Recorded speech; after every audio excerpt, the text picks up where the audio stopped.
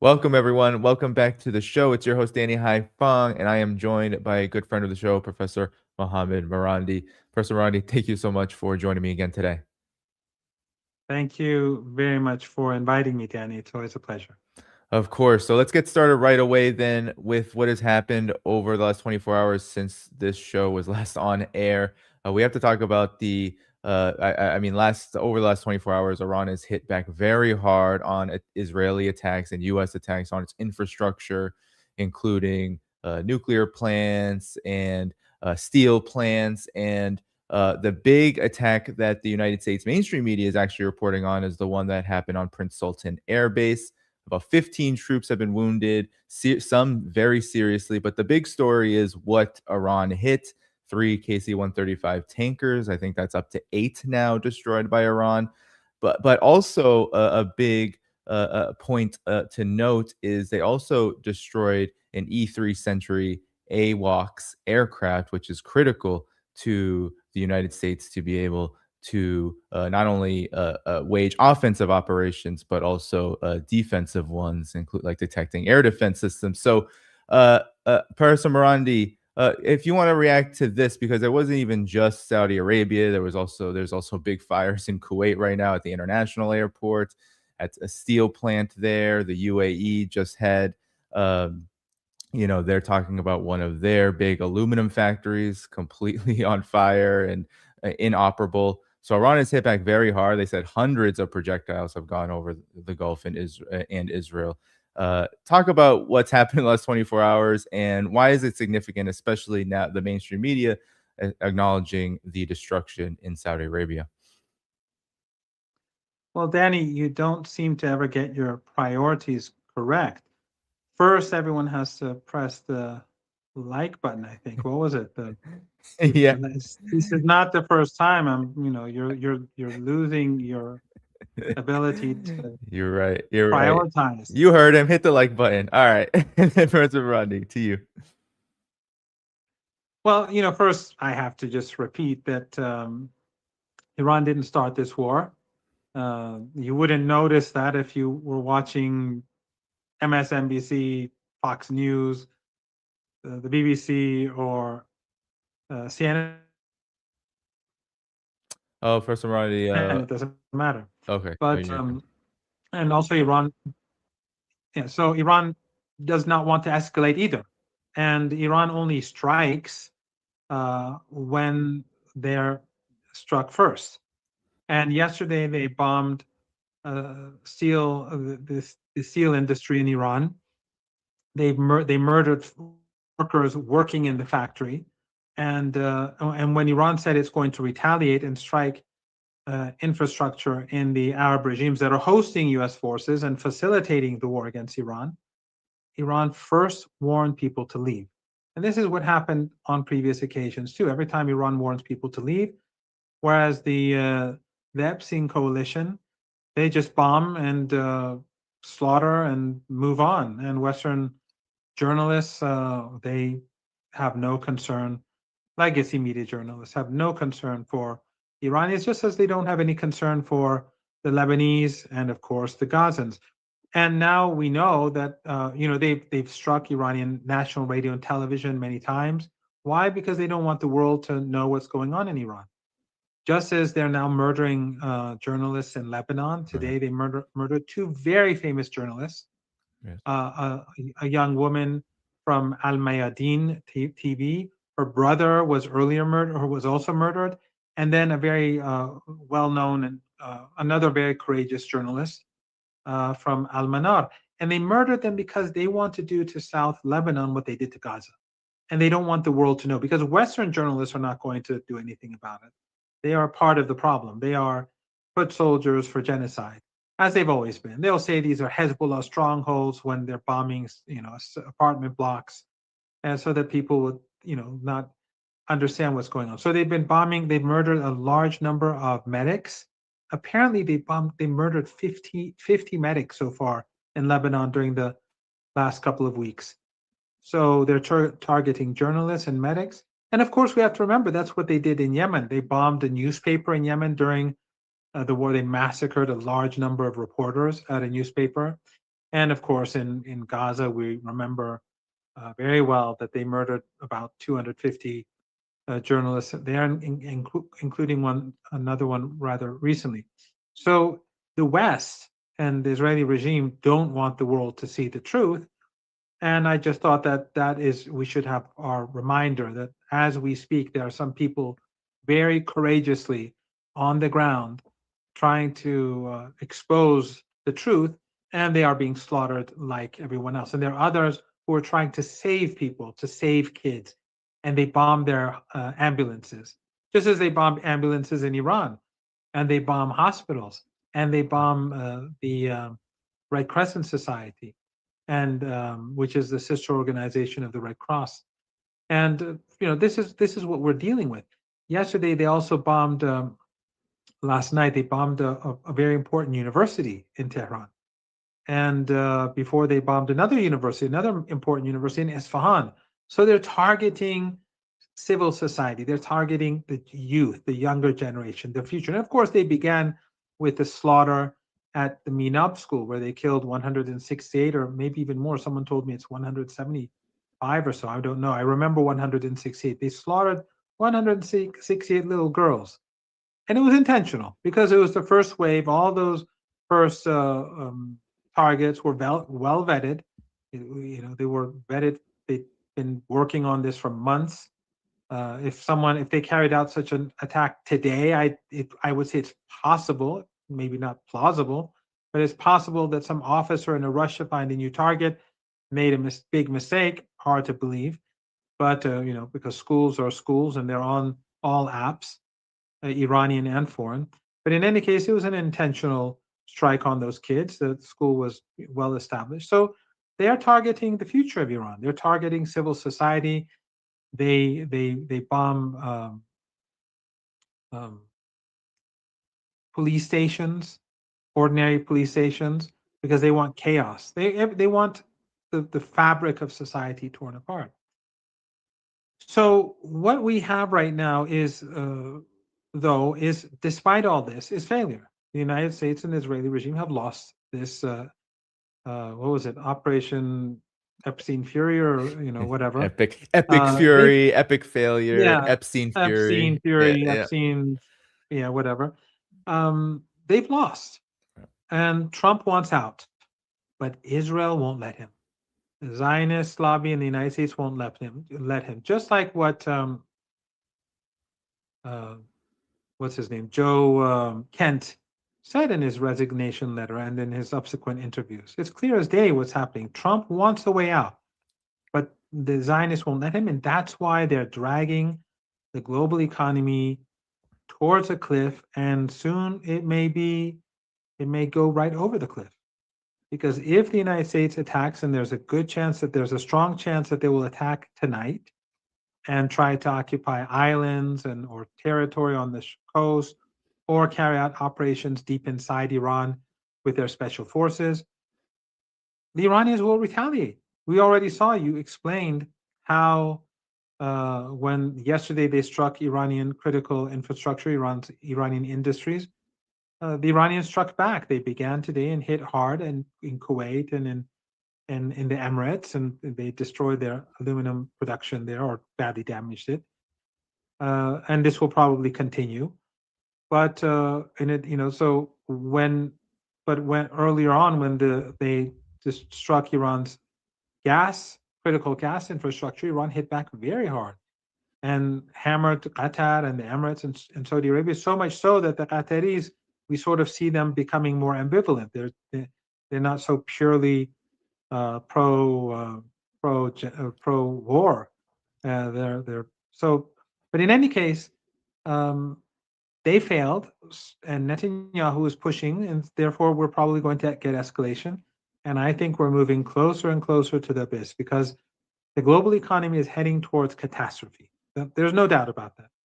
The gas crisis is bigger than the oil crisis, and the petrochemical and fertilizer crisis is bigger than the gas crisis.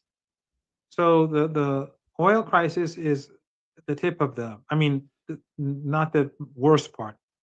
And since Yemen has now entered the war, it's unclear what's going to happen in the Red Sea.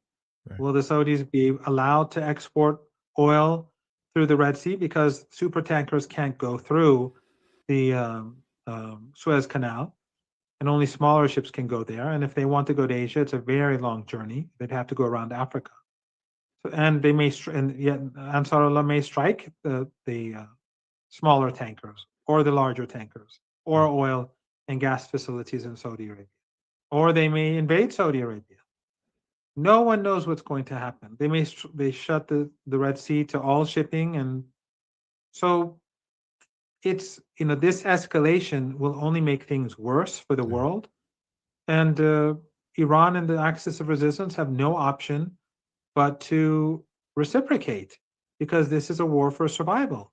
The United States is ruthless. We've seen that at with the bombing of civilians, carpet bombing Tehran.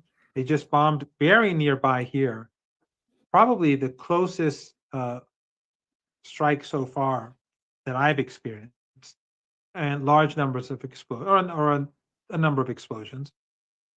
They carpet bomb. They massacre. They kill kids.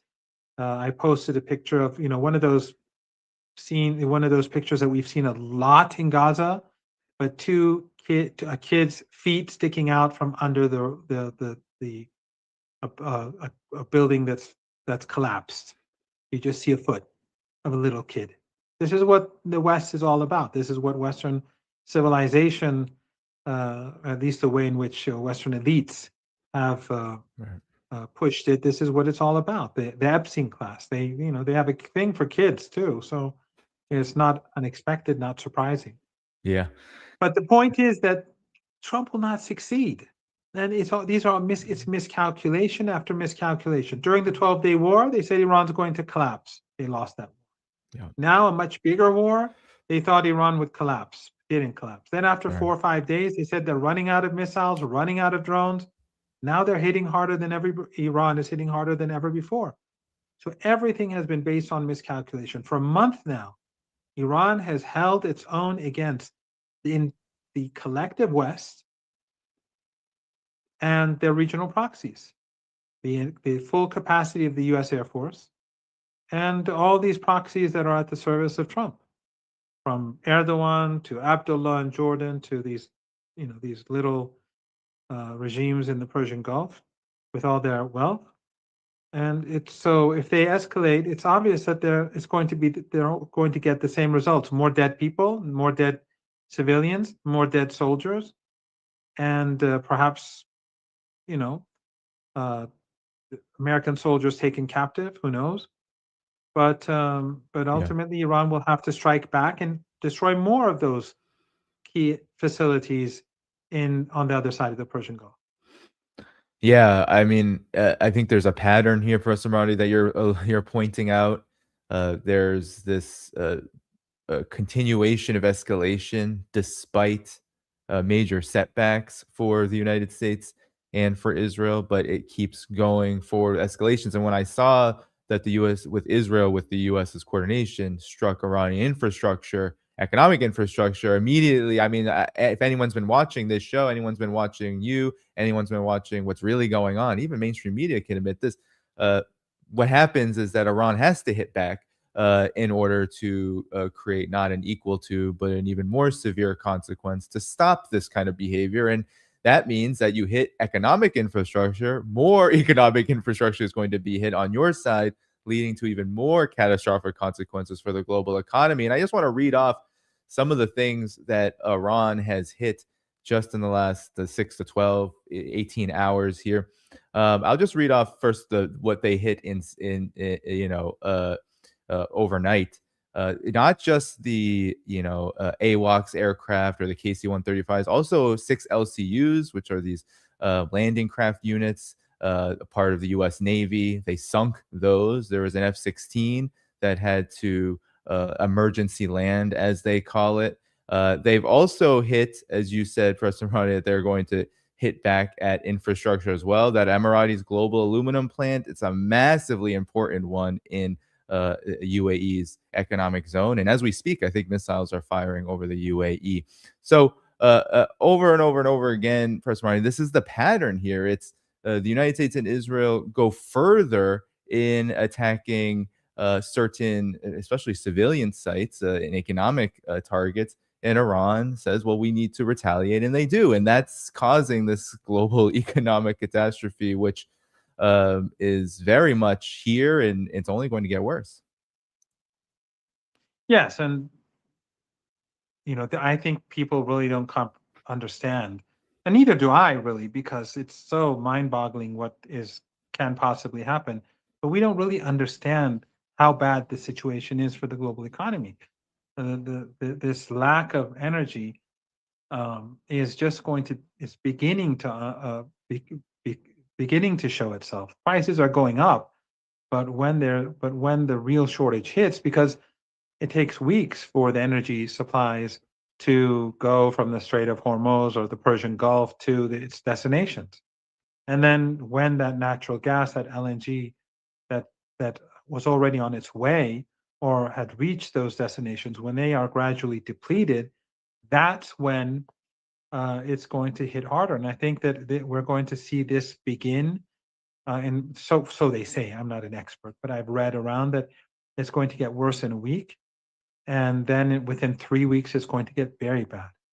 And that and if they push and the assets in the Persian Gulf are destroyed, the tankers and the oil and gas installations and electrical power plants and so on, then that's permanent. Then the Strait of Hormuz becomes irrelevant. That's the problem that Trump cannot find a solution to. Let's say he takes an island. Let's say he takes two islands. Let's say he takes three islands. Let's say he takes territory. Let's say he carries out some attack deep inside Iran with commandos and succeeds or doesn't succeed. The Iranians are going to retaliate. And that retaliation will mean that these assets will be badly hit. And so the permanent damage will be visible for everyone to see. And then Iran may continue striking and striking until the Americans back off. And then what if we do have an agreement? What if the United States agrees with Iran's demands that the situation that the facts on the ground change? If there's no oil, if there's no natural gas, if there are no tankers, then the Strait of Hormuz is irrelevant. And that's when we know that the global economic depression is going to last for many years, and the consequences are mind-boggling.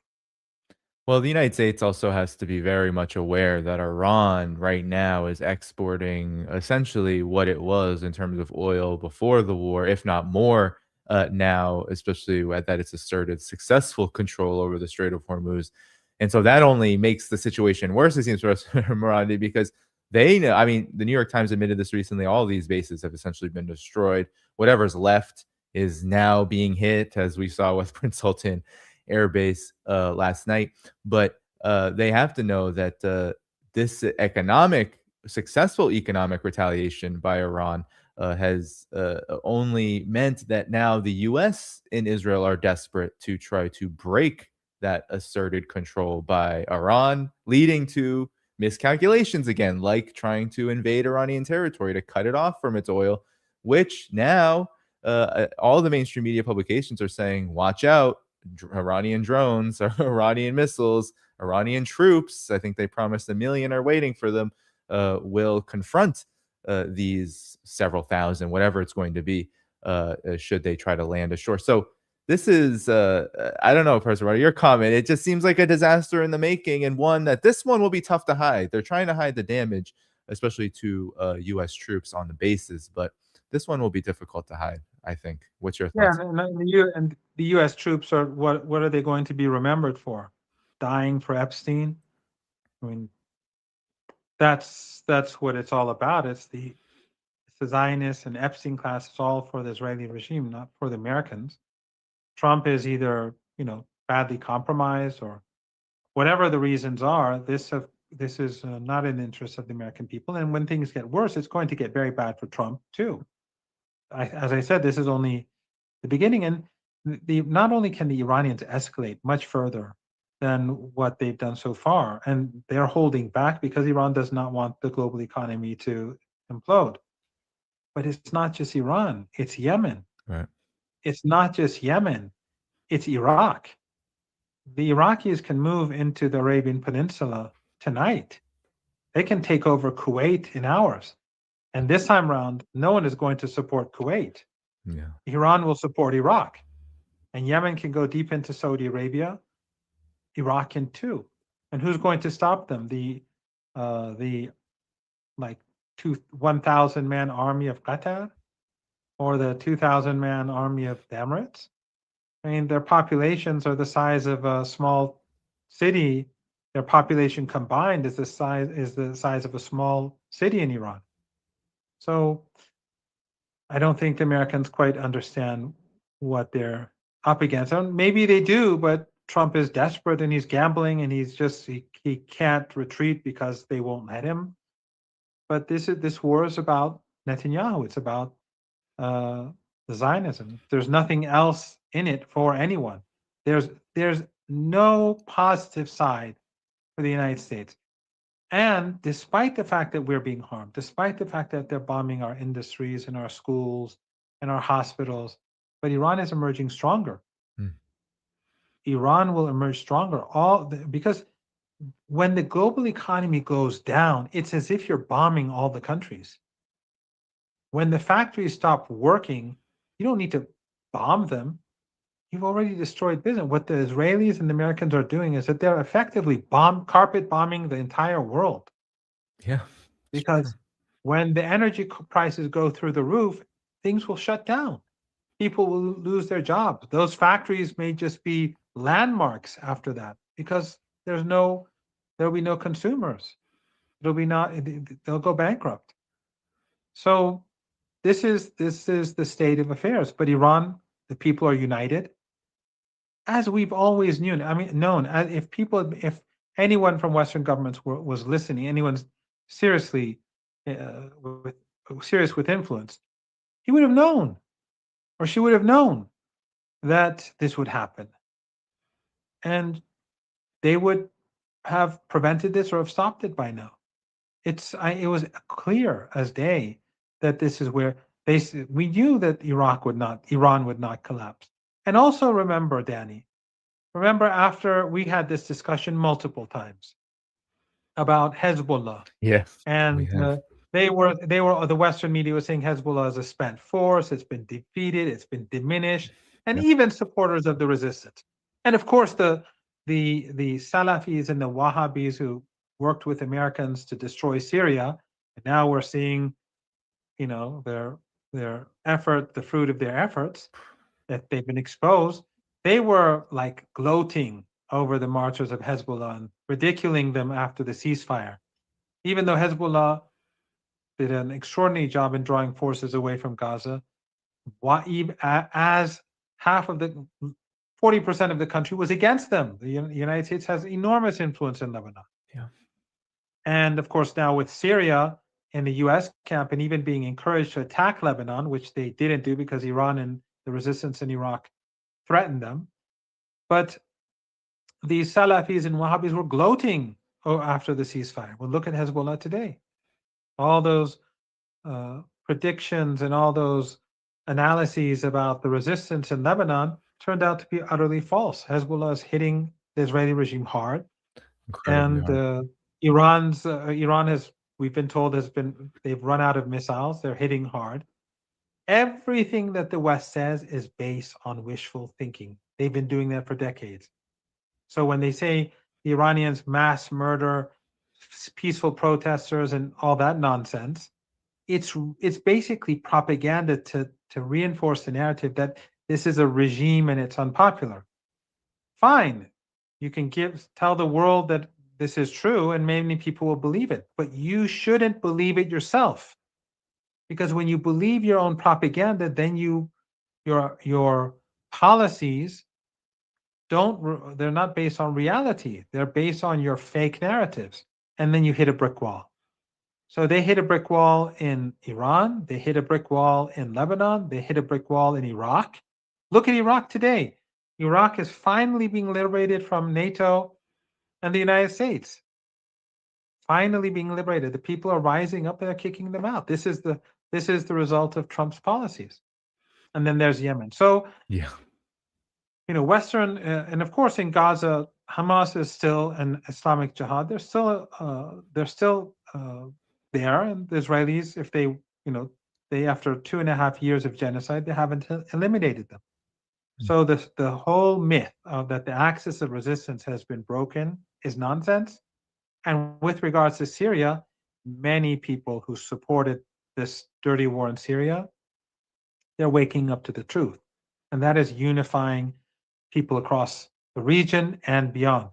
There are those who keep their eyes closed. They were the ones who cooperated with the Americans. They got money from Qatar. They're funded by Qatar and the Saudis and the Emiratis. Yeah. As long as that money flows, they'll continue to say that this was a blessed revolution. But when that money disappears, and it quite possibly will with the current situation in the Persian Gulf, then maybe they'll move on to some other form of business with all the money that they've gathered.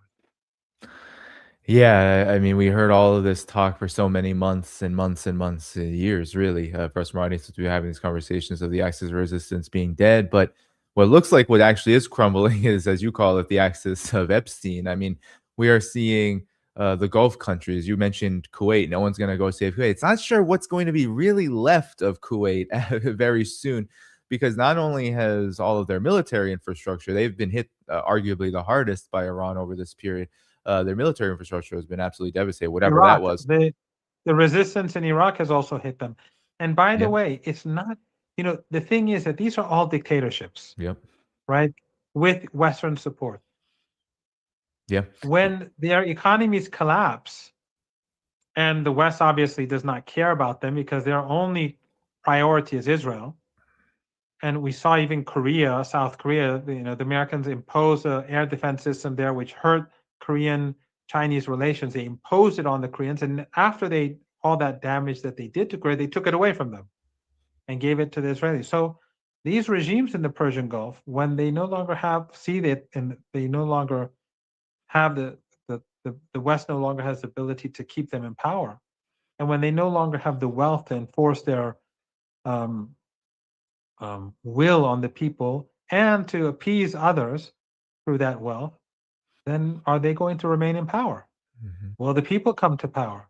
Will we have the same family dictatorships in the Emirates and Qatar and Bahrain and Saudi Arabia and in Kuwait in the years ahead? Who knows? Hmm.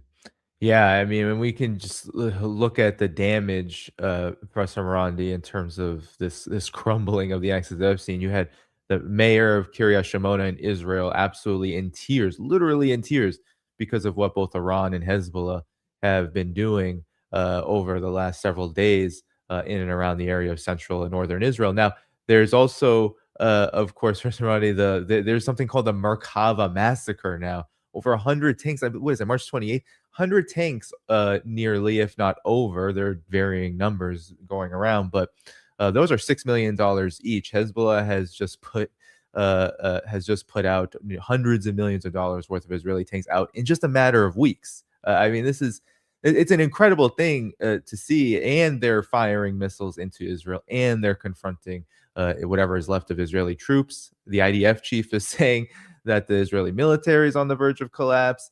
And you had Donald Trump himself talking to a bunch of financiers, the Wall Street section of the Oh, Epstein class. He said MBS has to kiss his behind. I mean, this is just utter degradation and humiliation. These Gulf states, we've had other guests on this show, like Scott Ritter, say could be regime change for them rather than regime change on Iran. And that really looks like Bahrain, their massive protests right now. It looks like that's the direction things are going in. And then you add in a ground operation. I mean, this sounds suicidal, but yet they keep going. So my question to you, Professor Marandi, is this. What do you make of those who say that Israel and the United States do not care about all this damage that they're taking, as long as they can inflict significant damage on Iran, even if they have to stop at some point soon, they'll just do it again, and hopefully that the accumulated damage will eventually lead to the outcome that they want, a la Syria. What do you say to that? Because that seems to be where some who look at this a bit more pessimistically maybe point to. Yeah, I thought that they were out to liberate the Iranian people. And these analysts, and we now see like on CNN and MSNBC and these outlets, they're just like Fox News. And they bring on these analysts who talk about what will happen to Iran. They don't talk about aggression and the murder of children and the shamelessness of the Trump regime for not taking responsibility. In fact, that people here believe that the attack on that school and other civilian targets are all are for the most part intentional. And that school was, as we all know, the first strike, and those targets were well vetted. They had months to vet them, and I'm sure they did. And it was a known school, so no one here believes that it was an accident. And of course, Americans trying to blame Iran. Western media has been indifferent about it, and no one has at all has apologized. But again, they have a thing about kids. So um, I think that what is going to happen is that Iran, as I said earlier, is going to emerge stronger. Iran is not going to break apart. They've united Iranians in ways in which I've never seen before, not even in the 1980s. And that was like after the revolution and when Saddam invaded Iran. You see people on the streets under missile fire. The Americans and the Israelis fire missiles at rallies, and people have been killed. At a rally that I was at, a woman was murdered, but people didn't budge. So how are you going to break up that country? Teenager girls didn't go home to do what teenagers do. They stood their ground. So how are they going to break down that country?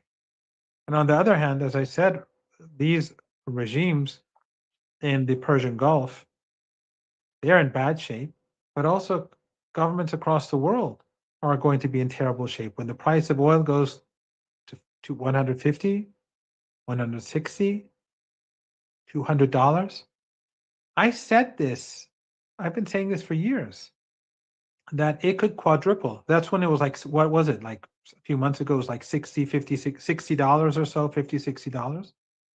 Well, right now, that's where things are heading. When that happens, will there be regime change in Iran or perhaps regime change across Europe and North America and elsewhere, where people will be rioting, where people will be losing their jobs, where people will be, I mean, right now in India, things seem to be getting very difficult. And the Indian government miscalculated by clinging to the Israeli regime. The Israeli regime, look at what the Israeli regime has imposed on the people of India. They don't care about Indians. They don't care if the global economy crashes. They care about Zionism. They care about their own interests, and so do American elites. They don't care about the United States. So, is there going to be regime change in Iran or in Washington? I would bet on Washington rather than Iran if I was a betting man, which I'm not. So, we're going to be hurt, no doubt about it. They're bombing our factories, they're bombing our hospitals, they're bombing our kids. Of course, we're going to be hurt. They're bombing our universities. But we know that we are on the side of right, and that our sin is that we wanted to be independent and that we supported the people of Palestine. We support the people of Cuba who are being strangled. We support Venezuela. That's Iran's sin. That's the sin of the axis of resistance. That we support the oppressed. That's our sin. There's no other reason. Nuclear, the nuclear program, human rights, terrorism, these are all excuses, fabricated narratives in order to crush people that oppose hegemony. And the Iranian people, and I've said this to you before on this show, the Iranian people and people in the axis of resistance have a particular characteristic or particular characteristics. One, it's a civilizational state, but even more important, the dominant religious ideology in Iran is extraordinarily anti-hegemonic and supportive of the victim and hostile towards the aggressor. And it comes from, of course, the prophets and the final prophet, Prophet Mohammad, but his grandson in particular, and the events in Karbala. I mean, if American analysts were smart, they'd read about the events in Karbala. They'd read a good book about what that was about, and Imam Hussein and his sister and his companions and what happened to them, and how deeply embedded it is in our culture. And in Lebanon, that's why Hezbollah stands. It's not just about defending Lebanon, but it's about defending Gaza, another people. They see them as the victims. They have to stand up for them.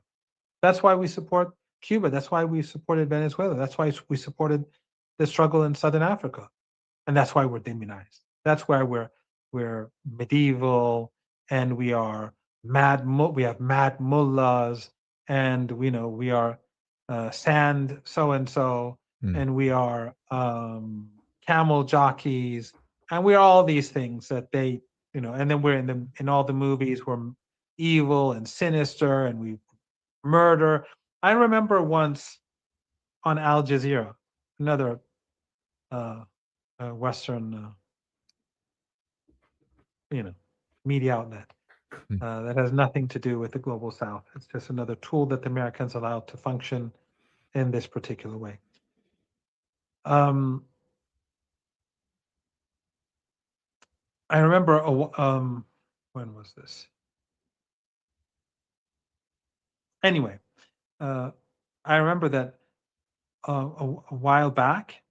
Um, I'm going. I think I'm conflating two different things. I'll get back to this when I remember. Uh, but the point is that the demonization of Iran for these now I remember the show. It was I was on a show in Al Jazeera. Mm. There was this, I can't remember his name, but there was this author who wrote a book. Now They Came After Me or something like that, and he wrote about Iran, like all these memoirs on Iran that are all rubbish. Right. It's an industry supported by the Western regimes, like Not Without My Daughter, and I don't know, reading Lolita in Tehran, which was a bestseller in the United States, but Lolita. In any case, and so this guy, and then what's his name? What's the name of that American comedian? Uh, John Stewart. I think he turned it into a movie, Oh, really? Rosewater, or something like that. I don't know. I didn't watch it. I don't bother watching garbage. But the writer, he came and did a debate with me, and on Al Jazeera, and then he was saying in Tehran they hang people on the street corners, and I said, I've been in Iran all my adult life. This is my city, except for 3 years living abroad during the last 47 years. I've spent all my life in Tehran and during the time that I was at war. Yeah. I have never seen an execution anywhere. But they create these fake images or narratives so that people hate Iran. Well, those narratives are all falling apart Right. because it is the Iranians that are standing up to against genocide, and it's all these nice human rights people that are supporting genocide. So everything about the Western Empire is going south. Their military, their economies, their soft power, their propaganda. And Trump is like, someone told me, and I don't want anyone to misunderstand me. Someone told me that Trump is like the worst thing for Iran. I understand that argument. But while he's destructive and murderous, like previous presidents, he's much more crude. And he is helping to shatter those narratives through his arrogance and stupidity Yeah.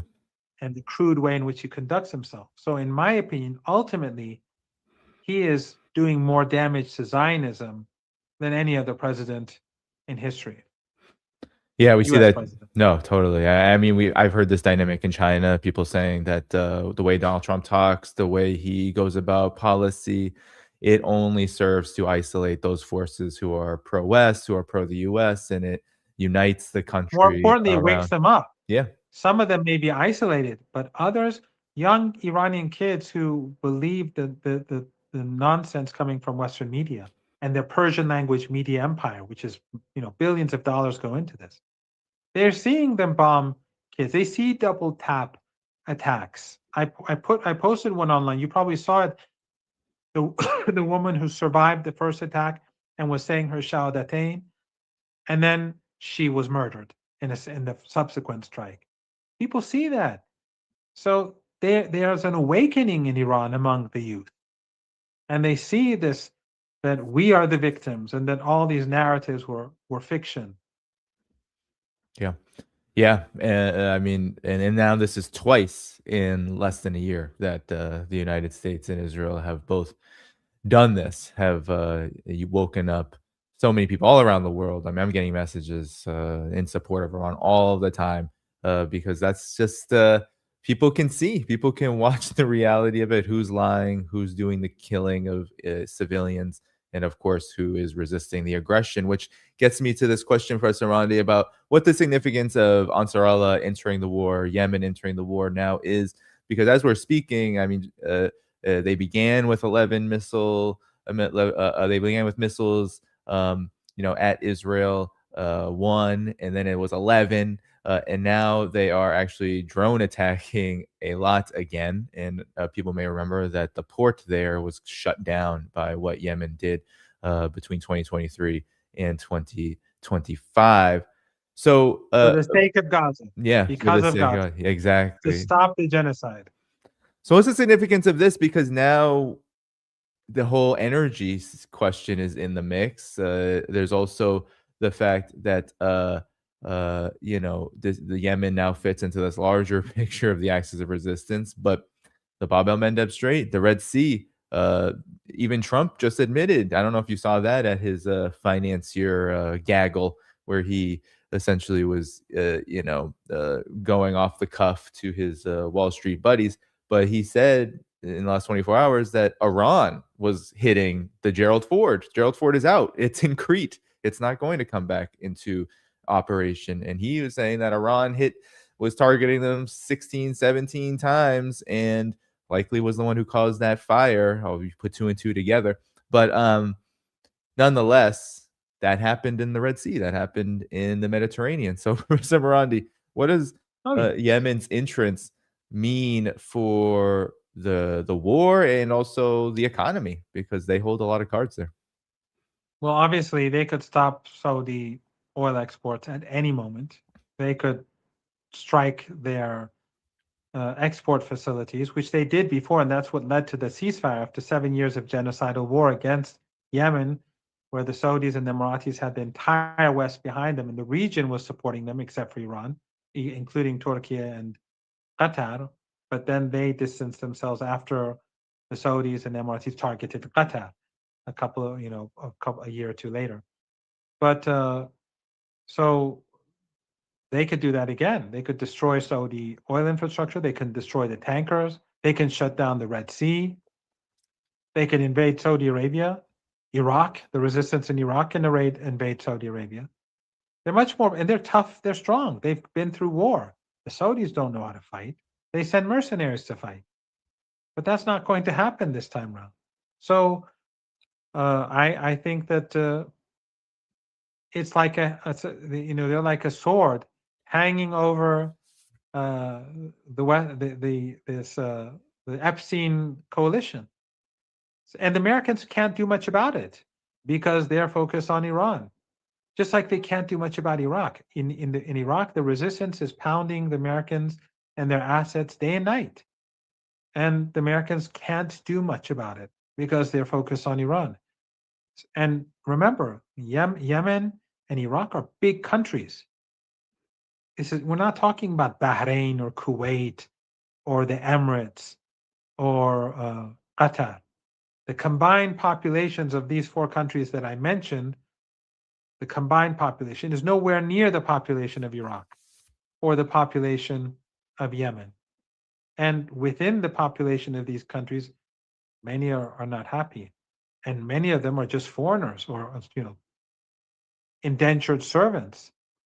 They have no rights, nothing. So they are not in a good position. And again, to me, anything that Trump does against Iran, he takes an island, he takes two islands, he takes three islands.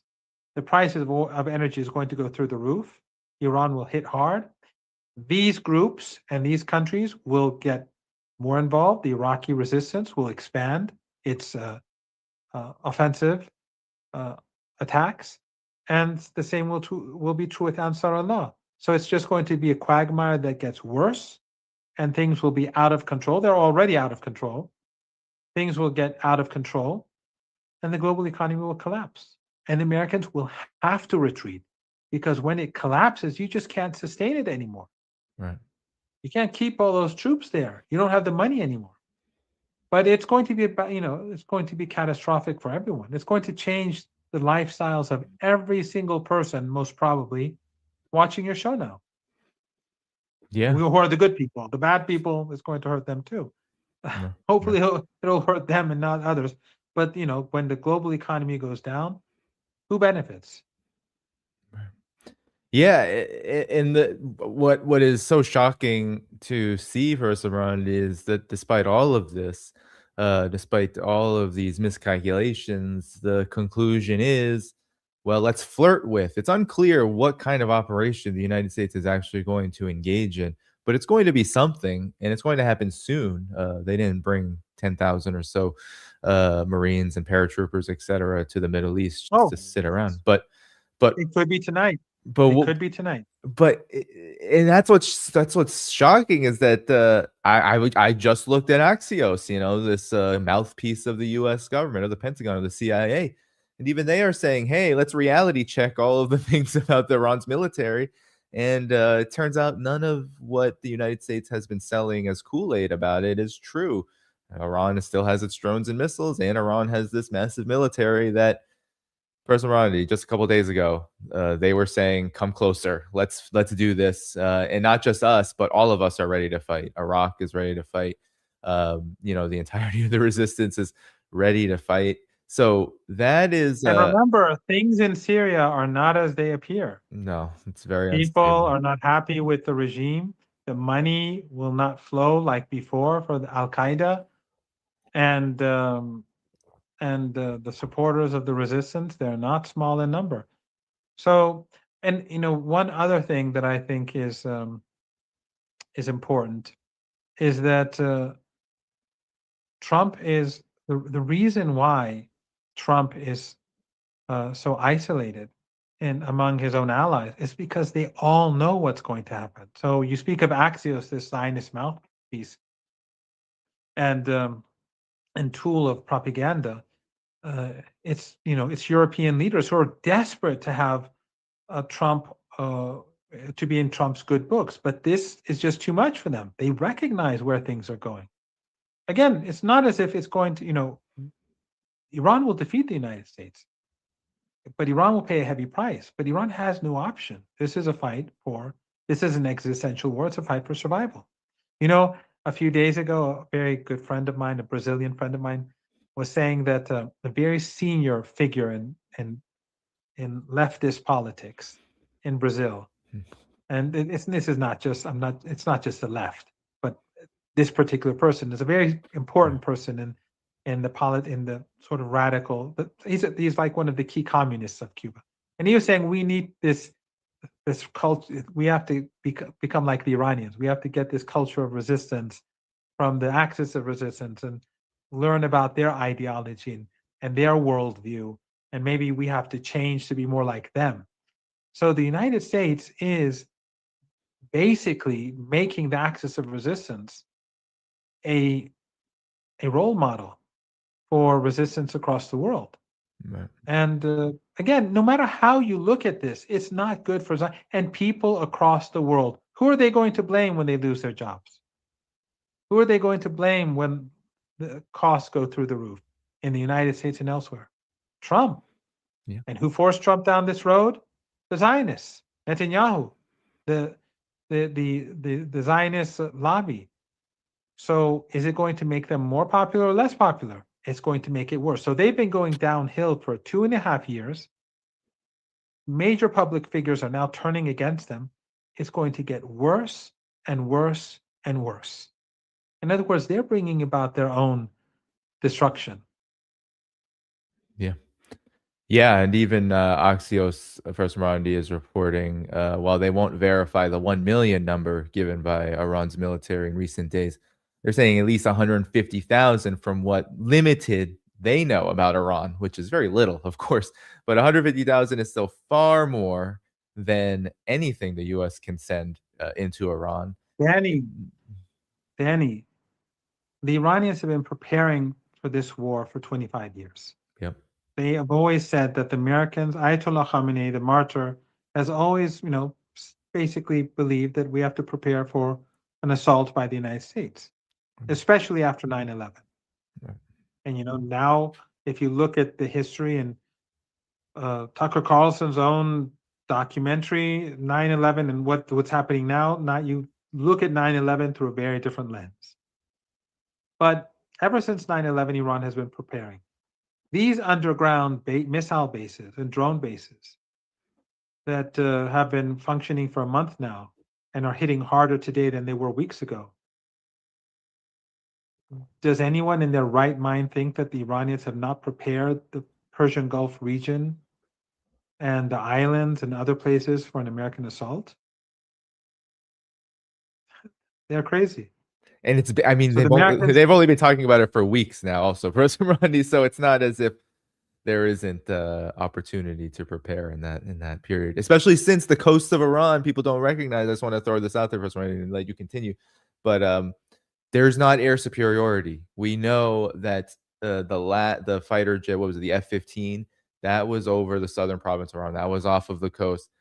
Iran has air defenses, so and Iran's coast is very, very long. Yes, yeah, in the Persian Gulf and the Sea of Oman, and it is rugged. It is mountainous.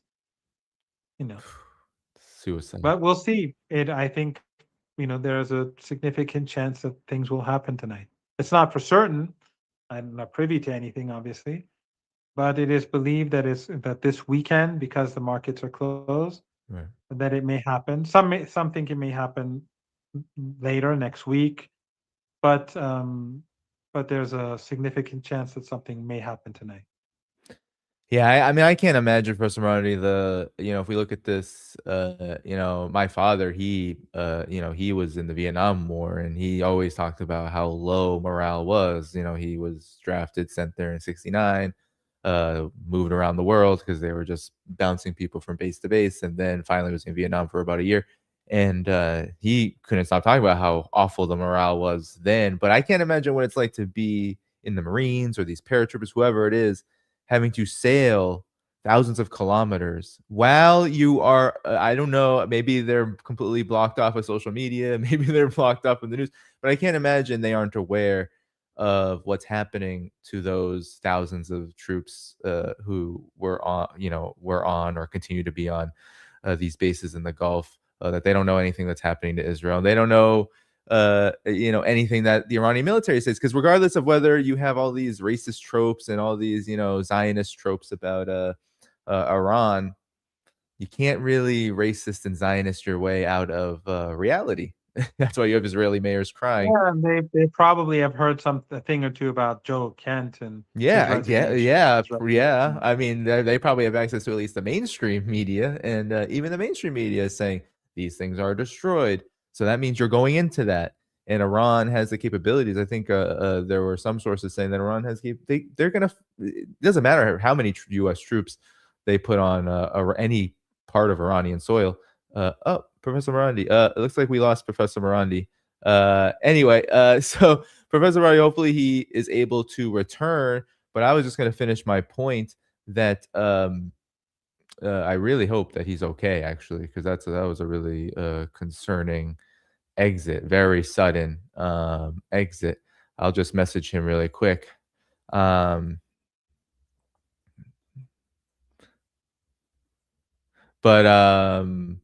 yeah, so I'll just wait to see 5 to 10 more minutes, see if he's able to return. But I was just gonna say, I can't imagine what it's like to have to go into that knowing that you not only have to face a military that wants to face you, but you also have to face all of the various capabilities of Iran. There he is. Hey, Professor Rodney. I'm glad that it wasn't something catastrophic that had you come off. No, no, But no. This is the connections going downhill a bit. That's okay. Well, we can conclude here. Professor Marty, I want any final thoughts on this. I was just finishing up my point that I can't imagine what it's like, what morale with what happened to Gerald Ford, now what's happening in terms of having to face Iranian capabilities, in terms of drones, missiles, and a Yeah, and the worst military thing of that wants to all, see you. yeah, Yeah. yeah, yeah, and the worst thing of all is that it's all being done for another country, another, well, not a country, a regime, Yeah. the Israeli regime, an ethno supremacist regime. The Epstein war. This is the Epstein war, and so they're going to sacrifice their lives for what? I mean, at least in Vietnam, they were told that this is to save democracy and to save the world from Mhm. communism, and they may have believed it, or many of them. But what is it? What are they doing here? Jack Kent said that there was no threat. Mhm. These are about America. It's not about saving America. It's about some other genocidal regime that but they need to fight for. Yeah, yeah. Well, Professor Marandi, we can close up here. I want to thank everyone who gave super chats, super stickers. Thanks so much. Um, Someone asked actually, why doesn't Iran show drone recordings to actually demonstrate that the U.S. is losing? I think we have satellite imagery already that shows a lot of that. Somebody also asked, I heard reports that nuclear plants in Iran are leaking. Is this true? So if you want to respond to any of these things as we close up. No, Um, no, there's no leakage. There's no leakage, and the plant itself hasn't been struck. With regards to uh, the images, I don't know. Perhaps a lot of this is confidential for the time being. Yeah. Yeah, and then someone asked if 4 E3 sentries were simultaneously destroyed. I don't know about simultaneously, but I know that there was at least one of those destroyed. I wouldn't be surprised if more information keeps coming by the minute. But I want to thank everyone who In any gave. case, Yeah. all is not well in the Epstein camp. No, no, all is definitely not well in the Epstein camp. I mean, we're talking about massive amounts of money just hemorrhaging. And we're also talking about capabilities, US military capabilities. I've been saying this for a while now, Professor Rondi. After Iran, whenever this ends, forget about Russia, forget about China, forget about Iran for a long time. I mean, just forget about it. And that's going to create a certain level of unease for, as you call it, the Epstein regime, the oligarchs, the warmongers. That's going to this is kind of a point of no return, and we are seeing history be made in real time. But Professor Marani, I know your connection is getting poor. I know you got to head out, so let's all head out together. Hit the like button before you go, as Professor Marandi instructed at the beginning of the program. We boost the show by doing that. Be sure to go to the video description, support this channel any way you can. Patreon, Substack, buy me a coffee, much more. Professor Marani, any final words as we hit the end stream button here? Not really. Thank you very much for inviting me, and I thank your audience for listening. And everyone, I'm sure they're doing their part to bring an end to this and to put pressure on the Epstein forces. And hopefully, we'll see better days after the darkness that we're seeing today. Indeed, yes, and we'll be following it all the way through. All right, everybody, take care. Hit the like button, and I'll see you again soon. Bye bye.